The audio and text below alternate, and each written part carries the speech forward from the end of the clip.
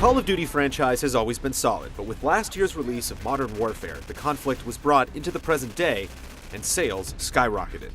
Activision is rewinding the clock and taking the fight back to World War II with Call of Duty World at War.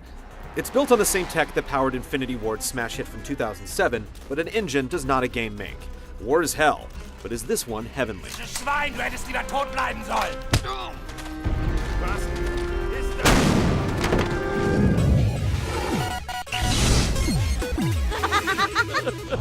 Alter Mugrose! To the hell. World War II is all but over. The Germans have a scant few strongholds left, and the Japanese are digging in for the last battle. You play World at War on these two different fronts. First is the Pacific, where you take up arms as Marine Private Miller. The second is behind the eyes of Dmitri of the Red Army, as the Russians attempt to clean Berlin of the Nazi scourge. The series reverts back to its old ways of storytelling, with World War II file footage introducing each chapter with narration. The stirring in-game cinema sequences that make Call of Duty 4's campaign so memorable are much less dynamic here. Some chapters hardly have any exposition, but they all have set-piece battles. It's the coral! We're stuck on the... Drop the ram! The dual plots are passable, mainly because no one needs an excuse to kill Nazis or someone running at them with a bayonet. There's just very little personal attachment to it. There's no one antagonist to seethe over, and with the exception of a couple of characters, your brothers in arms are never really personified. It does lead you through the end of the war from two very different perspectives, and succeeds at reminding you how difficult it was to survive either one.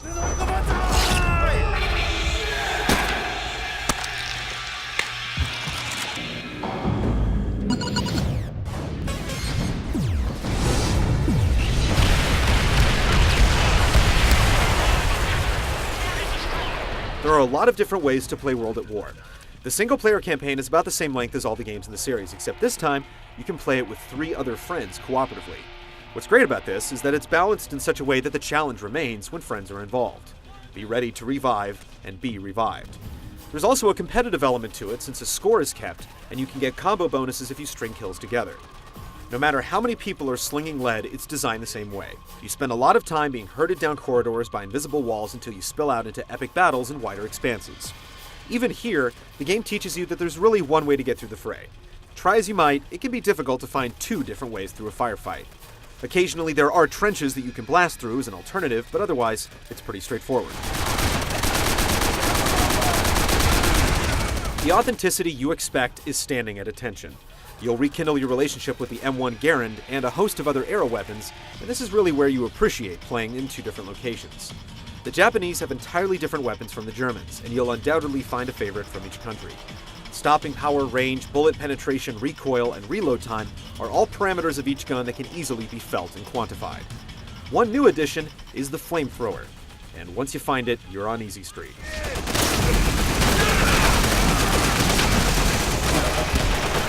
As you might expect, the gadgetry is kept to a minimum. There are no night vision goggles, laser sights, and the like. You do get frag grenades, smoke grenades, and the opportunity for the occasional airstrike, but the time period definitely limits the possibilities. While the campaign is brief, there's much more to do after the war is won. The most interesting addition is the Nazi Zombies minigame, where you and some compatriots are trapped in a bombed-out building under siege by the Walking Dead. You can play it with CPU assist or with 3 friends, and there's a money system in place to limit your weaponry. It starts out a little slow, but eventually you'll be scrambling to keep the windows boarded up while watching your back. The competitive multiplayer modes take more than a cue from Call of Duty 4, and of course, that's a great thing. The XP and perk system has returned, ensuring that motivation persists. There are some new perks, and the Prestige option allows you to keep earning insignias and create a class slots long after the level 65 cap. Classic Capture the Flag has returned to bolster the handful of other modes like Domination, Search and Destroy, and Sabotage. It's an excellent suite. Kill streaks have also returned, allowing you to call in artillery strikes, mark enemies on the map, or summon a pack of dogs to do your bidding. You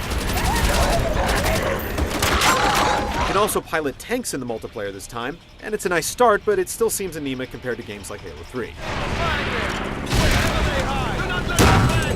There are tons of ways to play Call of Duty World at War.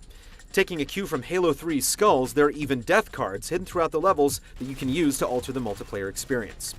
Yet aside from Nazi zombies, there's nothing that will obliterate expectations. The formula still works, and works well.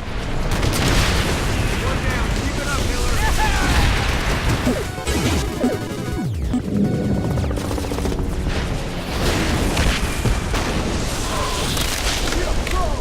On the ground, with gun in hand, things are undoubtedly frenetic and unpredictable. Enemies can come from anywhere. The Japanese will hide in trees or pop up from the ground and rush at you bonsai style. If they get too close, you can click the right analog stick and ram a knife into their neck for an instant kill. The generous aim assist returns. If you get your reticule close to an enemy and then go to the sight view, you're almost always lined up perfectly for the kill. The flamethrower can be used to burn grass and flush out enemies, or as a spray gun that will keep hordes at bay. It's a little overpowered, but really fun to use.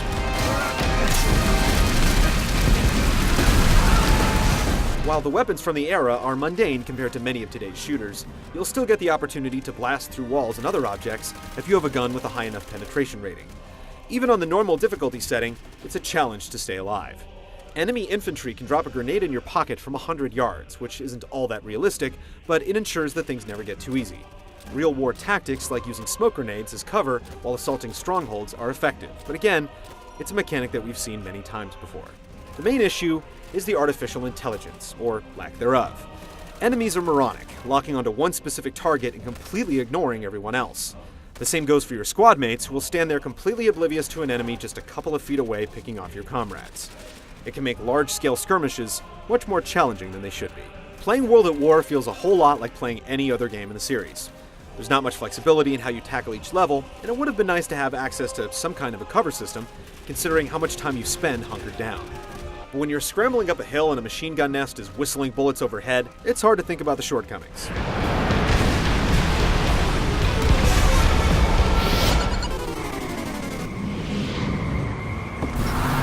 Call of Duty 4 engine has held up well, making World at War one of the finer looking games on the market. But it also looks like a cut and paste job. Due to the time period, there are far less wow moments bolstered by technology, but the fundamentals are nailed as the game always runs at a steady clip. Clothes have an appropriate sheen when battling in the rain, and the lighting engine is still one of the finest in the business. We're disappointed that so little care was paid to how the exposition unfolds. We can only watch grainy war footage so many times before it begins to lose its impact. At least it's a far more brutal game, with some scenes literally making us cringe.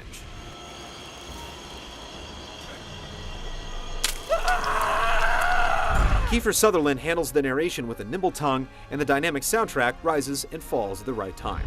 Taking the airfield and the mortar pits showed us that the enemy will fight to the death for every last inch of this land.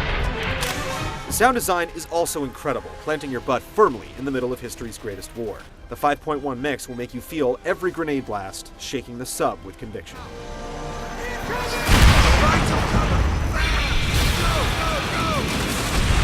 Get to cover now!